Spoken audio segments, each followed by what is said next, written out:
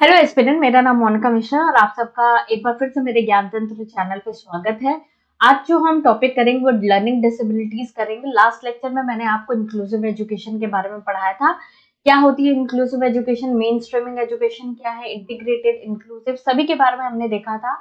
Objective principal तो मैं link आपको डिस्क्रिप्शन बॉक्स में मेंशन कर दूंगी, प्लीज आप जाइएगा और उसको देखिएगा उस वीडियो को।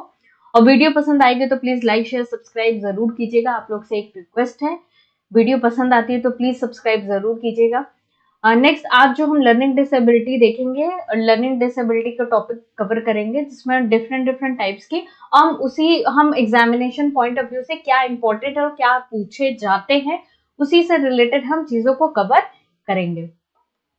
नेक्स्ट सबसे पहला हम देखते हैं जो हमारा डिसलेक्सिया है, जिसमें आपने प्रीवियस ईयर क्वेश्चन पेपर अगर देखा होगा प्रीवियस ईयर में, तो सबसे ज्यादा पूछे जाने वाला पार्ट यही है डिसलेक्सिया। क्या होता है डिसलेक्सिया, इससे रिलेटेड क्वेश्चन बनते हैं।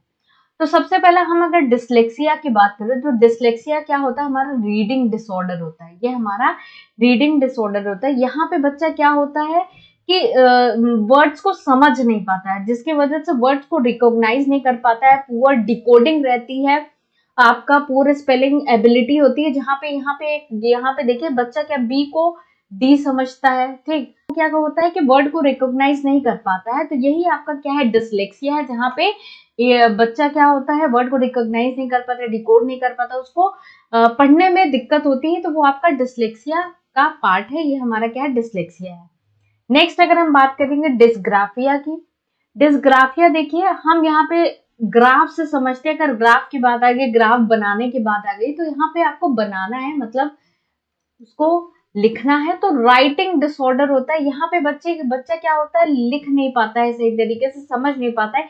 एक आपकी न्यूरोलॉजिकल कंडीशन होती है जहाँ पे बच्चा को लिखने में दिक्कत होती है, अपने थॉट्स को एक्सप्रेस करने में दिक्कत होती है। वो अपने थॉट्स जो उनके दिमाग में आ रहा है उस चीज को वो कॉपी में ढाल नहीं सकता, लिख नहीं सकते। यहाँ पे आप देखो कि बच्चा जो दिमाग में उसके चल रहा है वो चीज यहाँ पे लिख नहीं पा रहा है। बेसिकली अगर 100 लिखा हुआ है तो वो वहां पे क्या लिखेगा, वॉज लिखेगा। इस तरीके से बच्चे के अंदर क्या होता है वो समझ नहीं पाता है, अपने थॉट्स को वो पेपर फॉर्म में दिखा नहीं पाता है। तो आप कह सकते हो ये आपका क्या है डिसग्राफिया है। तो ग्राफ से आप याद रखिएगा कि डिसग्राफिया आपका क्या है राइटिंग डिसऑर्डर है, लेकिन डिसलेक्सिया क्या है आपका रीडिंग डिसऑर्डर है, ठीक। जहां पे बच्चा पुअर डिकोडिंग के कारण बच्चे को प्रॉब्लम होती है। नेक्स्ट देखिए डिसकैलकुलिया।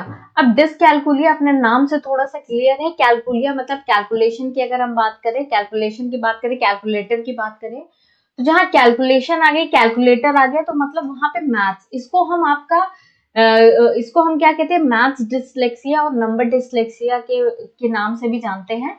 आपको पता है बहुत तेजी से सीटेट का पेपर पैटर्न चेंज होता जा रहा है, तो हमें हर एक चीज बारीकियों को ध्यान देना है।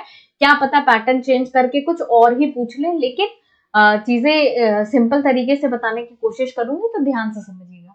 तो जब हम डिसकैलकुलिया की बात करें तो हमारे मैथ्स रिलेटेड प्रॉब्लम है। हम यहाँ पे मैथ्स को हमारे अंदर वो एबिलिटी नहीं रह पाती कि हम नंबर्स को समझ पाए, न्यूमेरिकल पैटर्न्स को समझ पाए, रिकॉल कर पाए। तो यहाँ पे हमको कैलकुलेशन में दिक्कत होती है, तो वो हमारा क्या होगा डिसकैलकुलिया।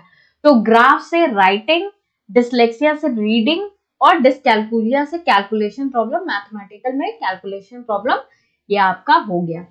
नेक्स्ट देखिए डिस्प्रेक्सिया, डेवलपमेंटल कोऑर्डिनेशन डिसऑर्डर भी कहते हैं। यहाँ पे बच्चे की gross motor, fine motor skill damage हो जाती है, हैम्पर हो जाती है, जिसकी वजह से बच्चा क्या होता है कोऑर्डिनेट नहीं कर पाता है। अगर हम उसको बोलेंगे दोनों हाथ एक साथ चलाओ या प्रॉपर आई कांटेक्ट करके दोनों हाथों को काम करो, तो बच्चा वो चीज समझ नहीं पाएगा, बच्चा नहीं कर पाएगा। तो यहाँ पे बच्चे की ये स्किल्स क्या हो जाती है हैम्पर हो जाती है। तो ये आपका क्या होगा डिस्प्रेक्सिया, ठीक। बहुत ही मिलती जुलती टर्म है, तो इसलिए ध्यान से पढ़िएगा डिस्प्रेक्सिया। नेक्स्ट देखिए डिस्थीमिया। डिस्थीमिया आप कह सकते हो डिस्थीमिया क्या होता है, जब हम स्ट्रेस बहुत ज्यादा लेते हैं, बहुत ही ज्यादा डिप्रेशन में चले जाते हैं। हर किसी को, आप लोग को जैसे डिप्रेशन है कि सीटेट का पेपर निकालना है और पढ़ना है, फिर उसके बाद नौकरी लेनी है, बहुत सारे डिप्रेशन है।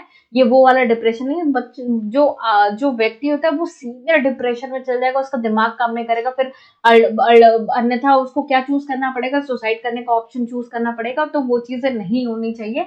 तो डिस्थीमिया क्या कहते हैं, एक पर्सिस्टेंट डिप्रेसिव डिसऑर्डर है, ठीक। जो कि बहुत ही लॉन्ग लास्टिंग रहता है, जहाँ जो व्यक्ति होता है बहुत स्टेट ऑफ डिप्रेशन में, क्रॉनिक स्टेट ऑफ डिप्रेशन में चला जाता है, जिसके वजह से प्रॉब्लम होती है। इसको हम कहते हैं डिस्थीमिया। नेक्स्ट देखिए डिस्फेजिया। डिस्फेजिया हमारा क्या होता है, हम जो बच्चा होता है वो लैंग्वेज को प्रोड्यूस करने में, मतलब बोलने में उसको दिक्कत होती है, उसके दिमाग में जो चीजें चल रही होती है वो कोऑर्डिनेट नहीं कर पाता, वो लैंग्वेज डिसऑर्डर होता है आपका ये। आप कम्युनिकेट सही तरीके से नहीं कर पाते हो, आप जो भी आपके दिमाग में थॉट चल रहे थे वो आप बोल नहीं पाते हो, स्पोक नहीं कर पाते हो, ठीक, आपका दिमाग सही तरीके से फंक्शन नहीं कर पाता है। तो यहाँ पे बच्चा क्या होता है, बच्चे का जो थॉट जो दिमाग में चल रहा होता है वो एज एन अपने स्पोकन लैंग्वेज में उस चीज को एक्सप्रेस नहीं कर पाता है। कहीं ना कहीं ये लैंग्वेज डिसऑर्डर है, बच्चा अपनी बात को नहीं रख पाता जो उनके दिमाग में चलता रहता है। तो लैंग्वेज डिसऑर्डर से आपका क्या होगा, डिस्फेजिया, ठीक, डिस्फेजिया आपका क्या है, लैंग्वेज डिसऑर्डर है। यहाँ पे बच्चा अपने थॉट्स को अपने स्पोकन लैंग्वेज में बोल नहीं पाता, क्या वो सोच रहा है, क्या वो समझ रहा है, वो उसका ब्रेन जो होता है उस पार्ट में डैमेज हो जाता है, जिसके वजह से ब्रेन फंक्शन नहीं कर पाता है। तो लैंग्वेज डिसऑर्डर इज आपका डिस्फेजिया। नेक्स्ट देखिए, अब अगर हम बात करें कुछ और एडिशनल की जिसमें लोकोमोटर आपकी डिसेबिलिटी, आप लोग को आरपीडब्ल्यूडी एक्ट के बारे में पता होगा, rights of personal with disability act 2016। आपको ये भी पता होगा कि 1995 में ये पहली बार एक्ट आया था, और ये क्या था, पर्सन विद डिसेबिलिटी, लेकिन इसको आप रिप्लेस करके कौन सा एक्ट आया, अमेंडमेंट हुआ, that is right of person with disability 2016 act. इसके तहत पहले जो हमारे पास डिसेबिलिटी थी वो 7 थी, लेकिन वो बढ़ा के क्या कर दी गई, 21 आपका कर दिया गया, बढ़ा के इसको 21 कर दिया गया, ठीक। इसमें बहुत सारी तरीके की आपका जैसे डॉर्फिज्म, आपका लोकोमोटर डिसेबिलिटी, ऑटिज्म, एडीएचडी, बहुत सारी चीजें इंक्लूड की गई, लेकिन एग्जाम आपको पूरी 21 नहीं पढ़नी है। एग्जाम पर्सपेक्टिव से कुछ ऐसी और डिसेबिलिटी मैंने क्या की है, इंक्लूड की है, जो एग्जाम में पूछी जा रही है और आ चुकी है, इसलिए मैंने कुछ और डिसेबिलिटी इंक्लूड की है जो एग्जाम पर्सपेक्टिव से बहुत इंपॉर्टेंट है और रिसेंट प्रीवियस ईयर में पूछे जा रहे हैं ये क्वेश्चंस। तो जिसमें सबसे पहला देखिए आपका 7th आपका क्या, लोकोमोटर डिसेबिलिटी। अब लोकोमोटर ये कहता है यहाँ पे जो व्यक्ति होता है वो एक प्लेस से दूसरी प्लेस मूव नहीं कर पाता है, वो आपका कह सकते हो कि एक तरीके से हैंडीकैप होता है, और उसके यहाँ पे आप इमेज देख रहे होगे, वो ये मूवमेंट में आपका क्या है, असक्षम है। तो ये आपके हिंदी टर्म में समझ सकते हैं, ये चलने फिरने में क्या होती है, असमर्था होती है। यहाँ बच्चा जो व्यक्ति होता है वो क्या करता है, मोबिलिटी डिसेबिलिटी उसके अंदर होती है, वो चल फिर नहीं पाता है। नेक्स्ट अगर हम बात करें ऑटिज्म की, ऑटिज्म से बहुत सारे क्वेश्चन पूछे जा रहे हैं रिसेंट आपका क्वेश्चन में, कि ऑटिज्म वाले बच्चे के अंदर कौन सा बिहेवियर आप देखते हो। तो ऑटिज्म वाले बच्चे के अंदर जो कॉमन कैरेक्टरिस्टिक है, बच्चे के अंदर रिकरिंग और रिपीटेटिव बिहेवियर होता है, बच्चे के अंदर रिकरिंग और रिपीटेटिव बिहेवियर होता है। बच्चा बार बार, आप कुछ भी सवाल पूछोगे, मान लीजिए आप खड़े हो, बच्चा मुंडी हिला रहा है, हर चीज में मुंडी हिला रहा है, मतलब बार बार वो एक ही बिहेवियर करता है, लिमिटेड बिहेवियर करता है और एक ही पैटर्न ऑफ बिहेवियर करता है। तो इससे हम ऑटिज्म का ये कैरेक्टरिस्टिक कह सकते हैं।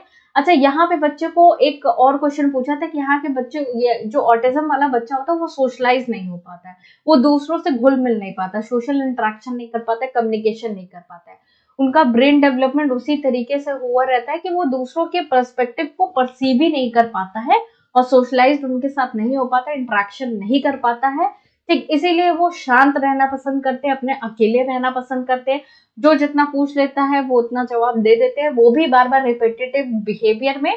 तो ये आपका क्या है, ऑटिज्म है, जहां पे बच्चा दूसरे के पर्सपेक्टिव को ना देखे, वो दूसरों से सोशलाइज नहीं हो पाता है, कम्युनिकेट नहीं कर पाता है, कहीं ना कहीं उनका ब्रेन डेवलपमेंट सही तरीके से नहीं होता है, जिसको ऑटिज्म स्पेक्ट्रम डिसऑर्डर भी कहते हैं, ठीक। तो नेक्स्ट देखते हैं, ये हमारा क्या है, नेक्स्ट देखिए ADHD, that is attention deficit hyper activity disorder.